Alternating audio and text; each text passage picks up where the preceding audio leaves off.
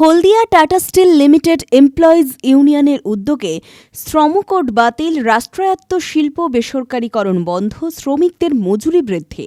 হলদিয়া জুড়ে কারখানায় কারখানায় শ্রমিক শোষণের বিরুদ্ধে দ্রব্যমূল্য বৃদ্ধি রোধ, কর্মসংস্থান, দেশ এবং রাজ্যে বেড়ে চলা নারী নির্যাতনের প্রতিবাদ সহ কৃষক ও ক্ষেত মজুরদের অন্যান্য দাবিতে কেন্দ্রীয় ট্রেড ইউনিয়ন, কৃষক ও ক্ষেত মজুর সংগঠনগুলির ডাকে আগামী 26শে নভেম্বর বিকেল ৩টায় পূর্ব মেদিনীপুর জেলার তমলুকের নিমতৌড়িতে অবস্থান বিক্ষোভ কর্মসূচি অনুষ্ঠিত হবে। সেই বিক্ষোভ কর্মসূচিকে সফল করতেই টাটা স্টিলের গেটে প্রচার সভা এবং লিফলেট বিতরণ কর্মসূচি পালিত হল। কর্মসূচিতে সামিল টাটা স্টিল লিমিটেড এমপ্লয়িজ ইউনিয়নের সদস্যরা।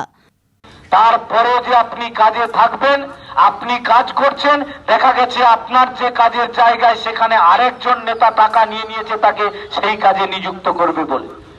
এ তো গেছে তৃণমূলে এই জবরদখলের বিষয়। আর তার সঙ্গে রয়েছে কি না, কারখানার গেটে গেটে আজকে আপনি দেখছেন কারখানাগুলোতে সিওডি হয়নি।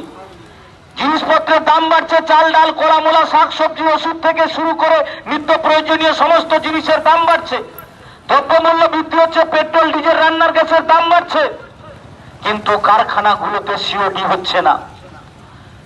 কারখানাগুলোতে সিওডি হচ্ছে না, যার ফলে শ্রমিকদের মজুরি বৃদ্ধির যে দাবি, তাদের সুযোগ সুবিধাগুলোকে যে বৃদ্ধি করবার দাবি, সেগুলো কোনোটারই ফয়সালা হচ্ছে না। পূর্ব মেদিনীপুর জেলার অন্যতম প্রাণকেন্দ্র নিমতৌড়িতে আমাদের বিক্ষোভ সমাবেশ এবং কর্মসূচি সংগঠিত হবে এবং তারই অঙ্গ হিসাবে আজকে টাটা স্টিল এবং টাটা পাওয়ারের গেটে আমাদের পত্রিকা, আমাদের প্রচার কর্মসূচি সংগঠিত।